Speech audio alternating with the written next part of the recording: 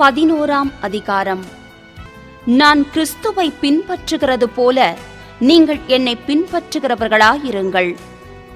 சகோதரரே, நீங்கள் எல்லாவற்றிலும் என்னை நினைத்துக்கொண்டு நான் உங்களுக்கு ஒப்புவித்தபடி நீங்கள் கட்டளைகளை கைக்கொண்டு வருகிறது நிமித்தம் உங்களை புகழுகிறேன். ஒவ்வொரு புருஷனுக்கும் கிறிஸ்து தலையாயிருக்கிறார் என்றும், ஸ்திரீக்கு புருஷன் தலையாயிருக்கிறான் என்றும், கிறிஸ்துவுக்கு தேவன் தலையாயிருக்கிறார் என்றும் நீங்கள் அறிய வேண்டும் என்று விரும்புகிறேன். ஜெபம் பண்ணுகிற போதாவது, தீர்க்க தரிசனம் சொல்லுகிற போதாவது, தன் தலையை மூடிக்கொண்டிருக்கிற எந்த புருஷனும் தன் தலையை கனவீனப்படுத்துகிறான். ஜெபம் பண்ணுகிற போதாவது, தீர்க்க தரிசனம் சொல்லுகிற போதாவது, தன் தலையை மூடிக்கொள்ளாதிருக்கிற எந்த ஸ்திரீயும் தன் தலையை கனவீனப்படுத்துகிறாள். அது அவளுக்கு தலை சிரைக்கப்பட்டது போலிருக்குமே. ஸ்திரீயானவள் முக்காடிட்டு கொள்ளாவிட்டால் தலைமயிரையும் கத்தரித்து போட கடவள். தலைமயிர் கத்தரிக்கப்படுகிறதும் சிரைக்கப்படுகிறதும் ஸ்திரீக்கு வெட்கமானால் முக்காடிட்டு கொண்டிருக்க கடவள். புருஷனானவன் தேவனுடைய சாயலும் மகிமையுமாயிருக்கிறபடியால் தன் தலையை மூடிக்கொள்ள வேண்டுவதில்லை. ஸ்திரீயானவள் புருஷனுடைய மகிமையாயிருக்கிறாள்.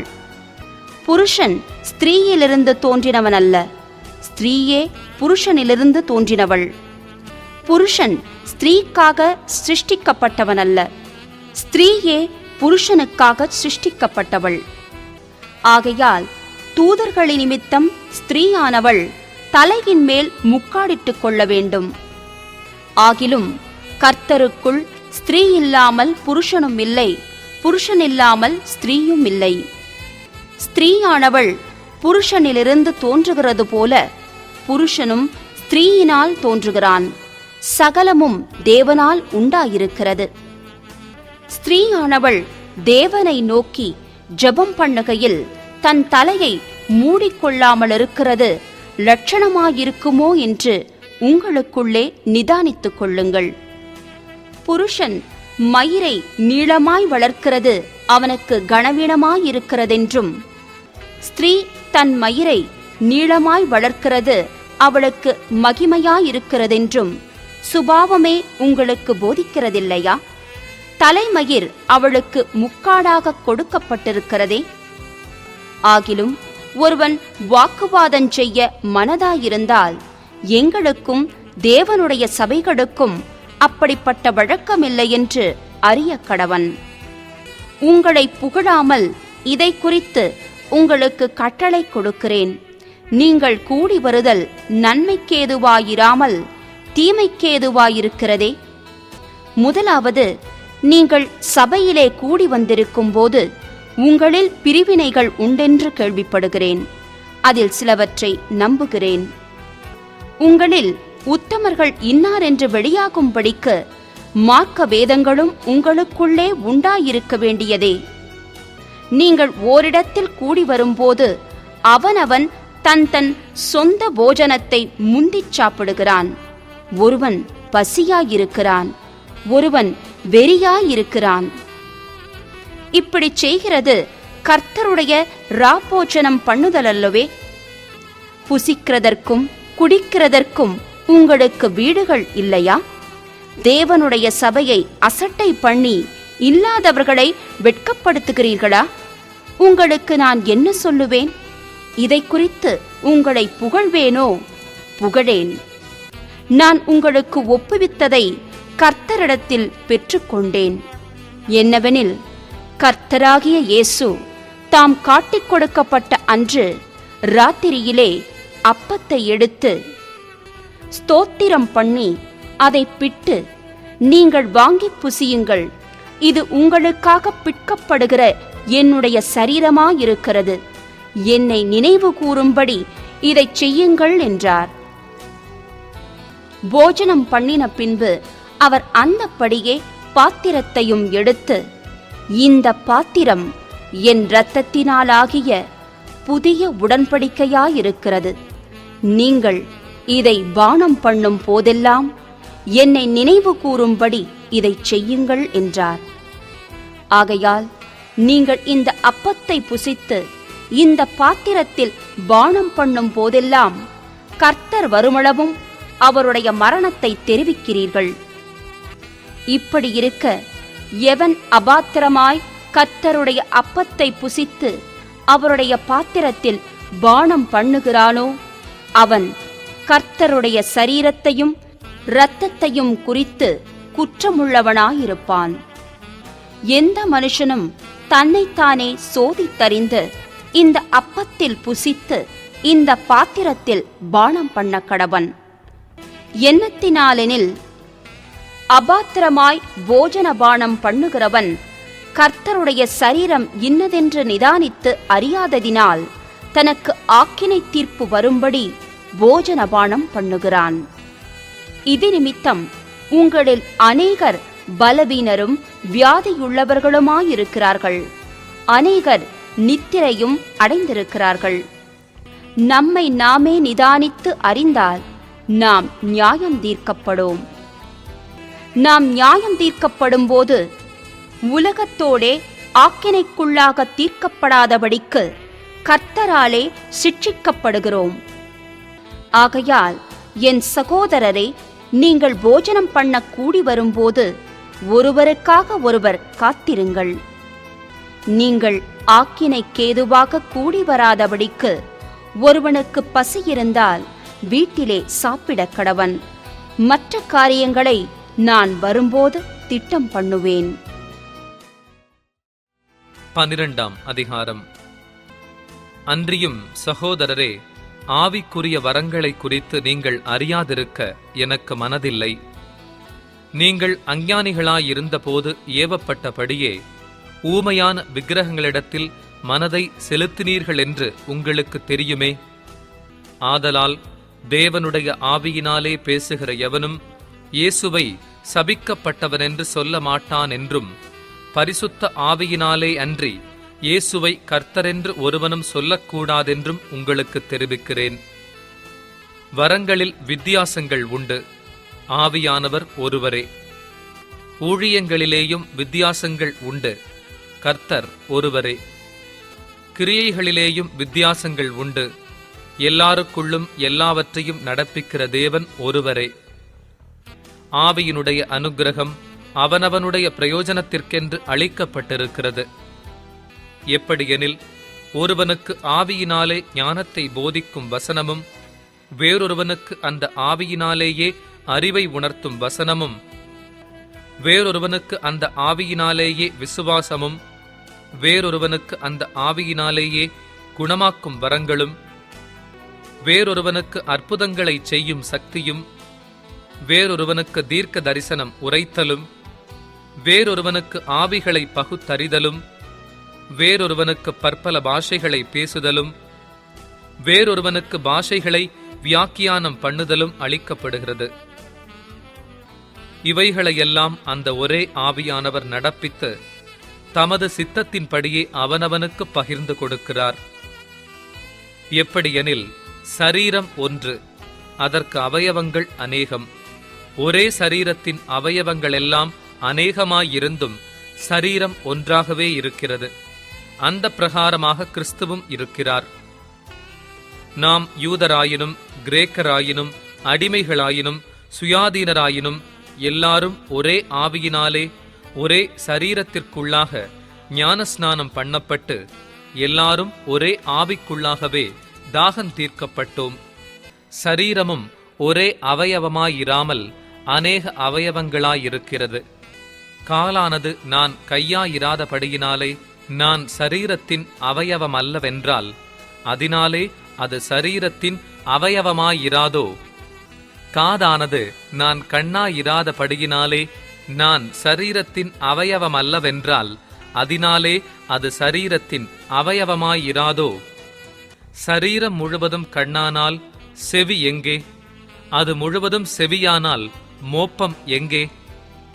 தேவன் தமது சித்தத்தின்படி அவயவங்கள் ஒவ்வொன்றையும் சரீரத்திலே வைத்தார்.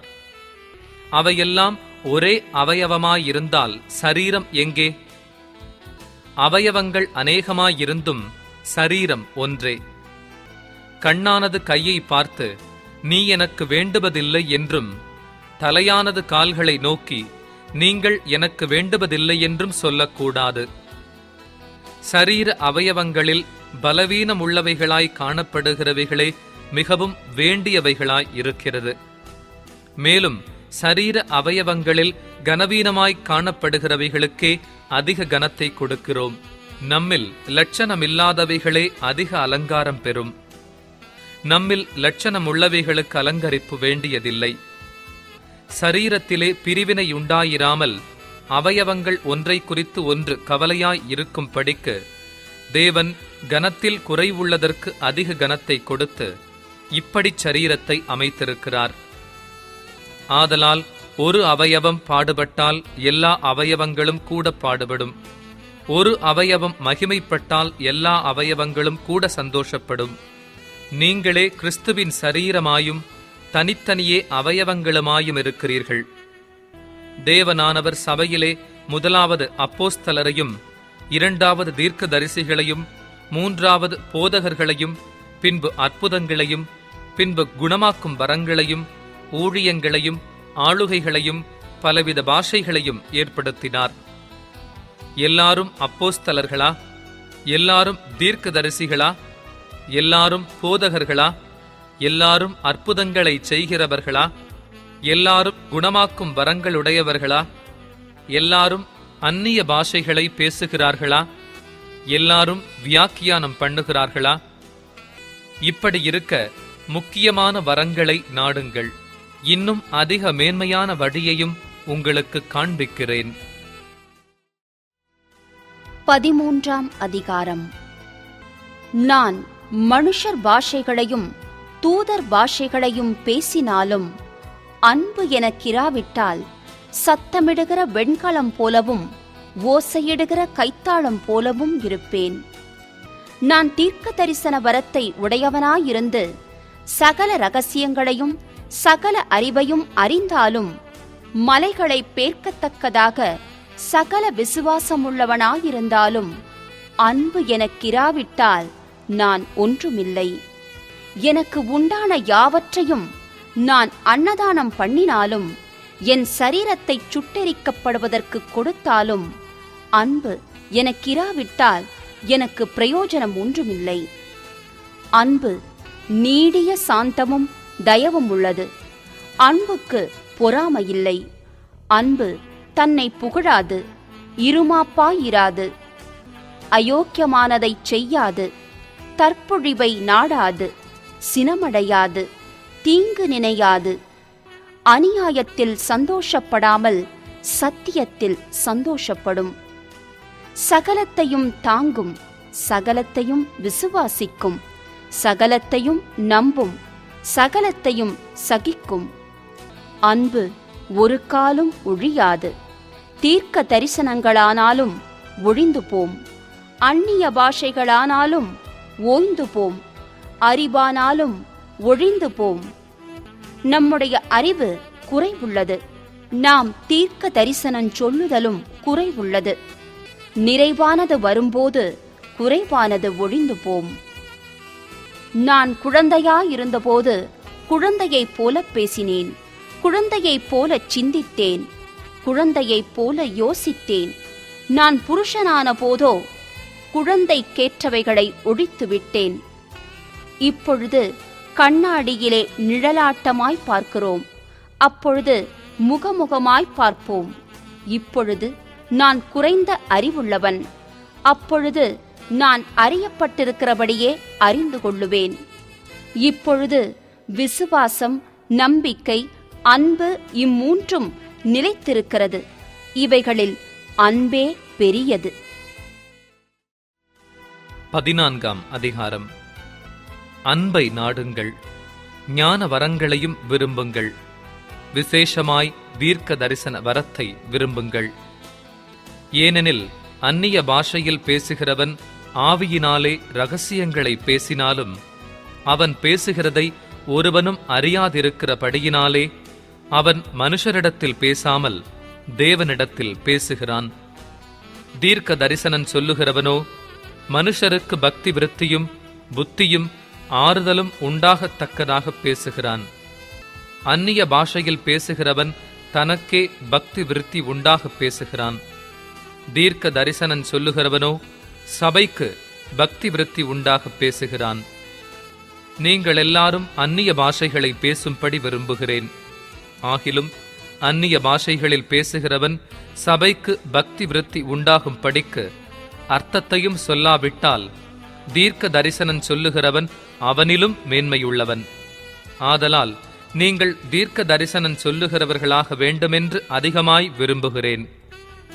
மேலும் சகோதரரே, நான் உங்களிடத்தில் வந்து உங்களுக்கு இரகசியங்களை வெளிப்படுத்துவதற்காவது, அறிவுண்டாக்குவதற்காவது, தீர்க்க தரிசனத்தை அறிவிக்கிறதற்காவது, போதகத்தை போதிக்கிறதற்காவது ஏதுவானதைச் சொல்லாமல் அந்நிய பாஷைகளில் பேசினால் என்னாலே உங்களுக்கு பிரயோஜனம் என்ன?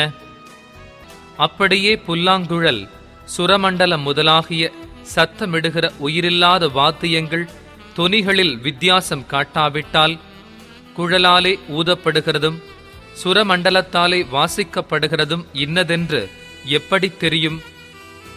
அந்தப்படி எக்காலமும் விளங்காத சத்தமிட்டால் எவன் யுத்தத்திற்கு ஆயத்தம் பண்ணுவான்? அதுபோல நீங்களும் தெளிவான பேச்சை நாவினால் வசனையாவிட்டால் பேசப்பட்டது இன்னதென்று எப்படி தெரியும்? ஆகாயத்தில் பேசுகிறவர்களாயிருப்பீர்களே. உலகத்திலே எத்தனையோ விதமான பாஷைகள் உண்டாயிருக்கிறது. அவைகளில் ஒன்றும் அர்த்தமில்லாததல்ல. ஆயினும் பாஷையின் கருத்தை நான் அறியாமலிருந்தால் பேசுகிறவனுக்கு அந்நியனாயிருப்பேன், பேசுகிறவனும் எனக்கு அந்நியனாயிருப்பான். நீங்களும் ஆவிக்குரிய வரங்களை நாடுகிறவர்களானபடியால் சபைக்கு பக்தி விருத்தி உண்டாகத்தக்கதாக அவைகளில் தேரும்படி நாடுங்கள். அந்தப்படி அந்நிய பாஷையில் பேசுகிறவன் அதன் அர்த்தத்தையும் சொல்லத்தக்கதாக விண்ணப்பம் பண்ணக்கடவன். எண்ணத்தினாலெனில் நான் அந்நிய பாஷையிலே விண்ணப்பம் பண்ணினால் என் ஆவி விண்ணப்பம் பண்ணுமேயன்றி என் கருத்து பயனற்றதாயிருக்கும். இப்படி இருக்க செய்ய வேண்டுவதென்ன? நான் ஆவியோடும் விண்ணப்பம் பண்ணுவேன், கருத்தோடும் விண்ணப்பம் பண்ணுவேன். நான் ஆவியோடும் பாடுவேன், கருத்தோடும் பாடுவேன். இல்லாவிட்டால் நீ ஆவியோடு ஸ்தோத்திரம் பண்ணும் போது கல்லாதவன் உன் ஸ்தோத்திரத்திற்கு ஆமென் என்று எப்படி சொல்லுவான்? நீ பேசுகிறது இன்னதென்று அவன் அறியானே. நீ நன்றாய் ஸ்தோத்திரம் பண்ணுகிறாய், ஆகிலும் மற்றவன் பக்தி விருத்தி அடைய மாட்டானே. உங்கள் எல்லாரிலும் நான் அதிகமாய் பாஷைகளை பேசுகிறேன். இதற்காக என் தேவனை ஸ்தோத்திரிக்கிறேன். அப்படியிருந்தும் நான் சபையிலே அந்நிய பாஷையில் 10,000 வார்த்தைகளை பேசுகிறதிலும் மற்றவர்களை உணர்த்தும்படி என் கருத்தோடே 5 வார்த்தைகளை பேசுகிறதே எனக்கு அதிக விருப்பமாயிருக்கும். சகோதரரே, நீங்கள் புத்தியிலே குழந்தைகளாயிராதேயுங்கள், துர்க்குணத்திலே குழந்தைகளாயும் புத்தியிலோ தேறினவர்களாயும் இருங்கள். மறுபாஷைக்காரராலும் மறு உதடுகளாலும் இந்த ஜனங்களிடத்தில் பேசுவேன். ஆகிலும் அவர்கள் எனக்கு செவி கொடுப்பதில்லை என்று கர்த்தர் சொல்லுகிறார் என்று வேதத்தில் எழுதியிருக்கிறதே. அப்படியிருக்க அந்நிய பாஷைகள் விசுவாசிகளுக்கு அடையாளமாயிராமல் அவிசுவாசிகளுக்கு அடையாளமாயிருக்கிறது. தீர்க்க தரிசனமோ அவிசுவாசிகளுக்கு அடையாளமாயிராமல் விசுவாசிகளுக்கு அடையாளமாயிருக்கிறது. ஆகையால் சபையார் எல்லாரும் ஏகமாய்க் கூடி வந்து எல்லாரும் அந்நிய பாஷைகளிலே பேசிக்கொள்ளும் போது கல்லாதவர்களாவது அவிசுவாசிகளாவது உள்ளே பிரவேசித்தால் அவர்கள் உங்களை பைத்தியம் பிடித்தவர்கள் என்பார்கள் அல்லவா? எல்லாரும் தீர்க்க தரிசனம் சொல்லுகையில் அவிசுவாசியொருவன் அல்லது கல்லாதவனொருவன் உள்ளே பிரவேசித்தால் அவன் எல்லாராலும் உணர்த்துவிக்கப்பட்டும் எல்லாராலும் நிதானிக்கப்பட்டும் இருப்பான். அவனுடைய இருதயத்தின் அந்தரங்கங்களும் வெளியரங்கமாகும். அவன் முகங்குப்பர விழுந்து தேவனை பணிந்து கொண்டு தேவன் மெய்யாய் உங்களுக்குள்ளே இருக்கிறாரென்று அறிக்கையிடுவான். நீங்கள் கூடி வந்திருக்கிற போது உங்களில் ஒருவன் சங்கீதம் பாடுகிறான், ஒருவன் போதகம் பண்ணுகிறான், ஒருவன் அந்நிய பாஷையை பேசுகிறான், ஒருவன் இரகசியத்தை வெளிப்படுத்துகிறான், ஒருவன் வியாக்கியானம் பண்ணுகிறான். சகோதரரே, இது என்ன?